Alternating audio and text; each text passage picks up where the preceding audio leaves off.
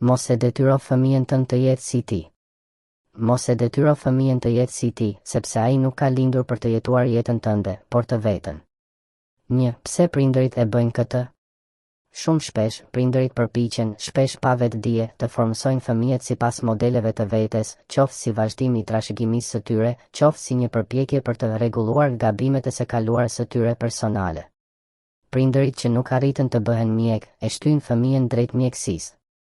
Prindërit që pësuan zhgënjime në art, e ndalojnë fëmijën të merret me muzikë apo pikturë.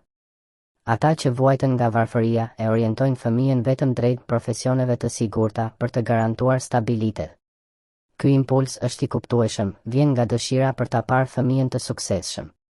Por shpesh ai përfundon duke krijuar një tjetër version të paplotësuar, këtë herë jo vetvetja, por fëmia.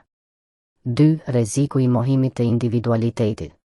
Nga pikpamja psikologjike, kur një fëmijë rritet me pritshmëritë që ai duhet të jetë si prindi, ai përballet me një konflikt të brendshëm të fuqishëm, dëshirën për të kënaqur prindin dhe nevojën për të qenë vetvetja. Ky konflikt mund të sjellë pasoja si humbje e vetbesimit, fëmia mëson se ajo që ai ndjen nuk është e duhura. Stres kronik dhe ankth, përpjekja për të përmbushur pritshmëri të huaja. Zhvillim i vonuar i identitetit personal, sepse nuk ka hapësirë për eksperimentim, gabim dhe zgjedhje të pavarura.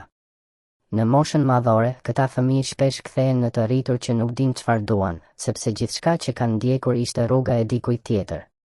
3. Fëmia nuk është pasqyrë e prindit, është botë më vete. Çdo fëmijë është një univers unik, me temperamentin, ndjeshmëritë, interesat dhe ëndrat e tij. Detyra e prindit nuk është të formsoj fëmijën sipas vetes, por të ndihmoj fëmijën të zbulojë vetveten dhe të lulëzojë në rrugën e vet. Kjo kërkon dëgjim aktiv, çfarë i pëlqen fëmijës vërtet? Çfarë e gëzon, çfarë e frikson? Respekt për ritmin e tij, jo çdo fëmijë ecën me të njëjtin hap. Pranim të pasigurive, ndonjëherë rruga që zgjedh fëmia nuk është ajo që prindi do kishte zgjedhur, por kjo nuk do të thotë që është e gabuar. 4. Çfarë thot psikologjia zhvillimore?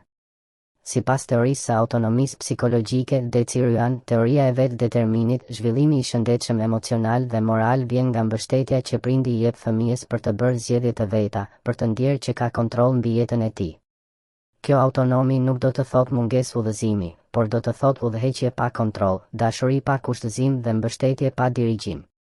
5. Çfarë mund të bëjë një prind ndryshe? Reflekto, a janë pritshmëritë e tua për fëmijën të bazuara në dëshirat e tij apo në ëndrat e tua të paplotësuara? Pyet, çfarë e bën fëmijën tim të ndjehet i gjallë? Çfarë e ndes pasionin tek ai? Jep hapësirë, lejoje të provojë, të gabojë, të ndryshojë mendim.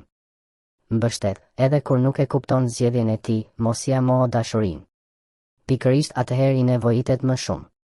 Fëmijët nuk janë projekte, janë njerëz.